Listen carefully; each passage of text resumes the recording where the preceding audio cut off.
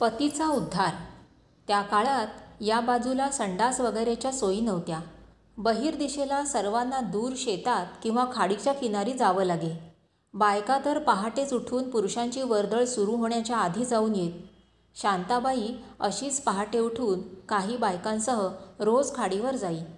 एके दिवशी तिला जाऊन परत येत असता अंधारात दूर शेताच्या बांधावर एक अस्पष्टशी पुरुषी आकृती उभी असलेली दिसली. प्रथम तिला वाटलं कोणी असेल उभा, आपल्याला काय करायचंय. पण दुसऱ्या दिवशीही तीच आकृती तशीच त्याच ठिकाणी उभी. तिसऱ्या दिवशी तशीच. तेव्हा मात्र तिला भीती वाटली. हे भूतपिशाच्य तर नव्हे, अशी तिच्या मनाला एक शंका चाटून गेली. ती थरारून तशीच लगबगीने घरी आली आणि आंघोळ वगैरे करून देवघरात गेली. तिने नामस्मरण सुरू केलं. थोड्याच वेळात तिची ती भीती दूर झाली.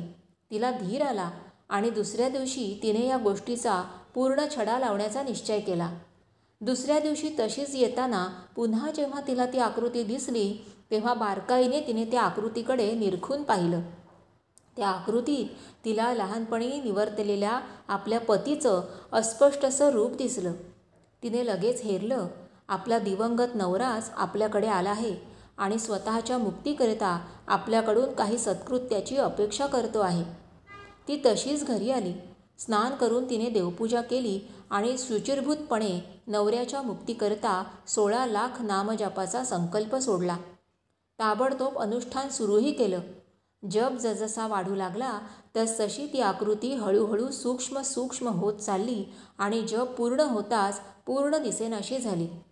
त्यानंतर ती कधीही दिसली नाही.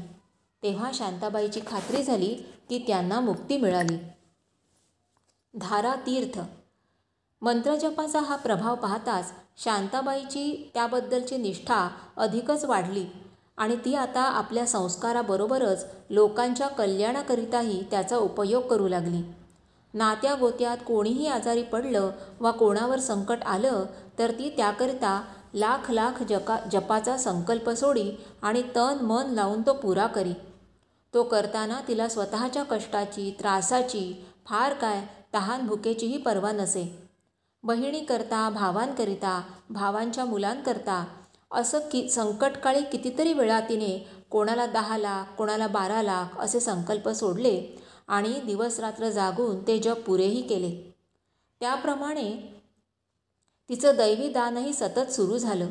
जप पुरा होताच त्याचं तीर्थ ती त्या व्यक्तीला देई.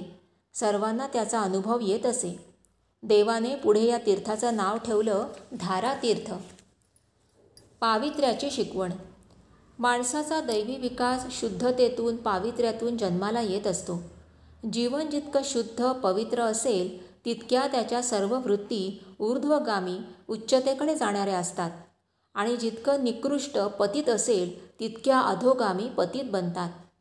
ऊर्ध्वगामी अवस्थेत नसानसांतून स्फुरण अनुभवाला येतं तर अधोगामी अवस्थेत पतन, स्खलन होतं.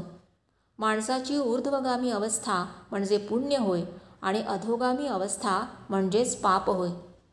गीतेत 16व्या अध्यायात दाखवलेली 26 प्रकारची दैवी संपत्ती म्हणजे माणसाच्या पवित्रतेला मिळालेली सिद्धीच होय.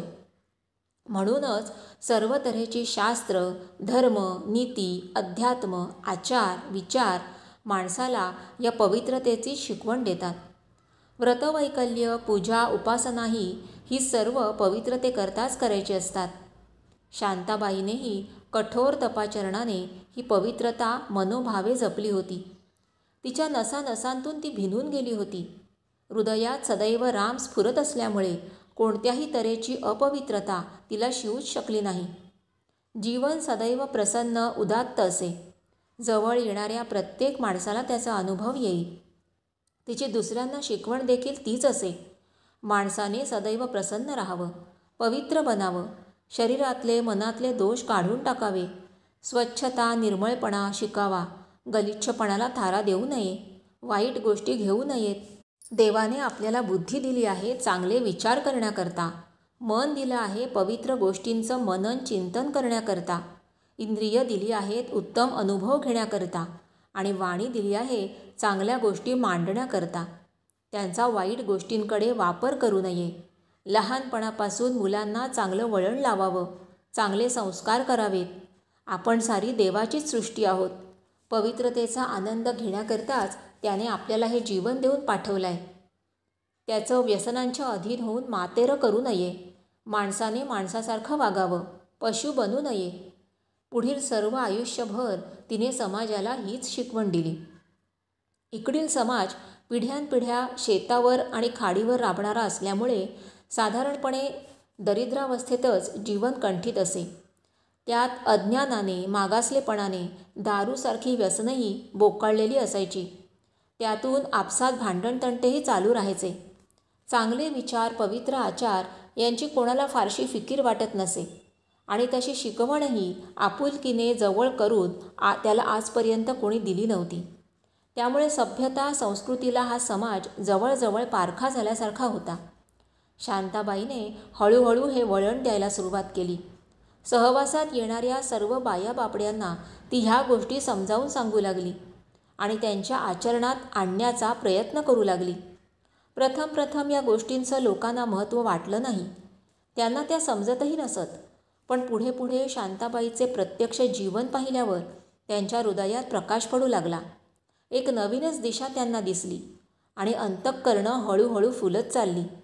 कितीतरी स्त्री पुरुषांनी ती शिकवण अंगी बाणवली आणि आपलं जीवन बदलून टाकलं. उठल्याबरोबर खाण्यापिण्याचा विचार करणारी माणसं आता नित्यनियमाने स्नान करून प्रथम देवदर्शन घेऊ लागली, हरिनाम उच्चारू लागली, चांगल्या गोष्टींचं वाचन मनन करू लागली. घरात पवित्र वागणूक सुरू झाली. कित्येकांनी आपली व्यसनं टाकली, दुर्वासना फेकून दिल्या. एक पवित्र निर्मळ वातावरण गावात हळूहळू तयार होऊ लागलं. शांताबाईवर लोकांचा कमालीचा विश्वास बसला. तिचा शब्द त्यांना देवासमान आदरणीय वाटू लागला. घरात काही आपत्ती अडचण आली तर धावत शांताबाईकडे येत. तिचा आशीर्वाद घेत आणि तिच्याकडून उदी तीर्थ मागून घेऊन जात. इतकंच नव्हे तर घरात काही भांडणतंटा वगैरे झाला तरीही शांताबाईकडे येऊन तिचा सल्ला घेत. ती देईल तो सल्ला आणि सांगेल ती गोष्ट सर्वांना मान्य होईल.